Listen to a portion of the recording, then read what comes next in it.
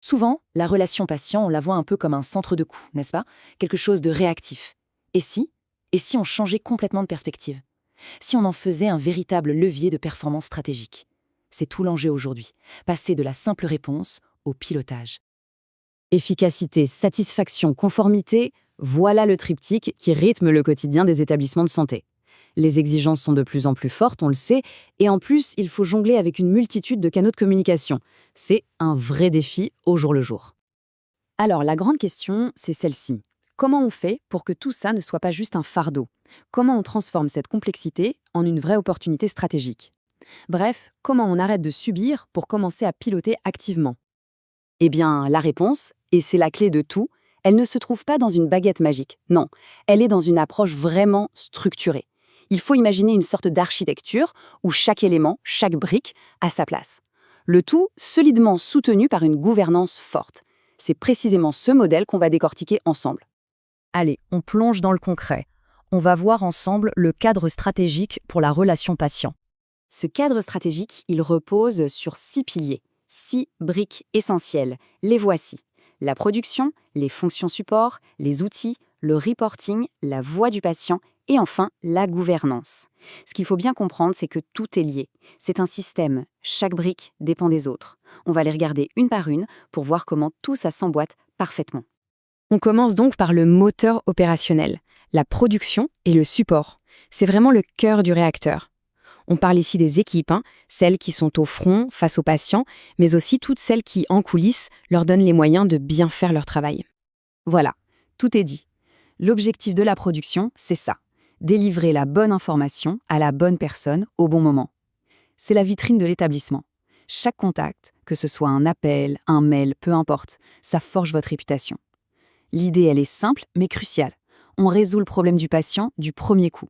On veut qu'il raccroche en se disant « Waouh, c'était efficace » et qu'il n'ait surtout pas besoin de rappeler. Ok, on a vu la première ligne.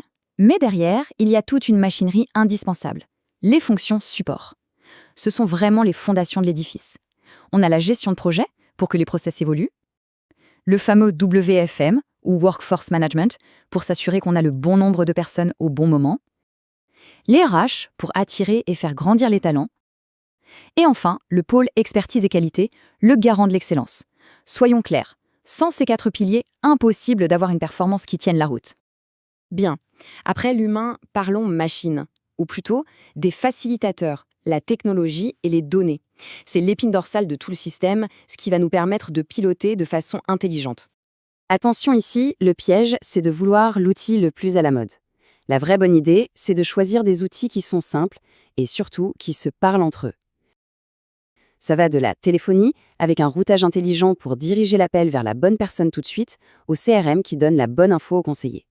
Sans oublier une base de connaissances solide et bien sûr les plateformes comme le portail patient. L'objectif final, une expérience sans couture. Pour le patient évidemment, mais aussi pour vos équipes. Avec les bons outils vient la bonne donnée. Mais là encore, pas la peine de se noyer sous les chiffres. Un bon reporting, c'est avant tout de la pertinence. Regardez, avec seulement 3 indicateurs clés, on a déjà une vision super stratégique. D'abord, la qualité de service. En gros, est-ce qu'on est accessible? Ensuite, le once and done. Est-ce qu'on résout le problème du premier coup? Ça, c'est le juge de paix de l'efficacité. Et enfin, le taux de contact, qui met en relation le nombre de contacts avec l'activité globale. Ça permet de comprendre la charge et de l'anticiper. On a les équipes, on a les outils, on a les données. Maintenant, il faut piloter tout ça. On monte d'un cran. Comment on s'assure que cette belle mécanique est bien huilée? Et surtout, comment on fait pour que ce que disent les patients remonte tout en haut et influence vraiment les grandes décisions? La réponse, c'est de créer une entité dédiée, la direction de la voix du patient. Il faut la voir comme une courroie de transmission, un pont entre le terrain et la direction générale. Elle s'articule autour de 3 responsables clés. Un pour la production, un pour les projets liés aux patients et un pour les projets techniques.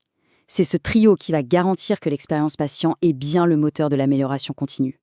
Et pour que ce pilotage fonctionne, il faut des rituels, des rendez-vous. C'est le rôle de ces comités. Le comité voix du patient, c'est le rendez-vous mensuel stratégique avec la direction. Le comité de suivi, lui, il est hebdo, beaucoup plus opérationnel. Et puis au besoin, des comités plus spécifiques. L'avantage, c'est clair, c'est régulier, tout le monde sait qui fait quoi et pourquoi. Bon, on a vu toutes les briques de notre architecture. Alors au final, pourquoi se donner tout ce mal? Quels sont les bénéfices concrets d'un tel système unifié? En fait, c'est simple. Cette architecture, elle apporte de la cohérence. Fini les silos où les équipes et les outils ne se parlent pas. Elle permet de piloter la qualité de manière proactive.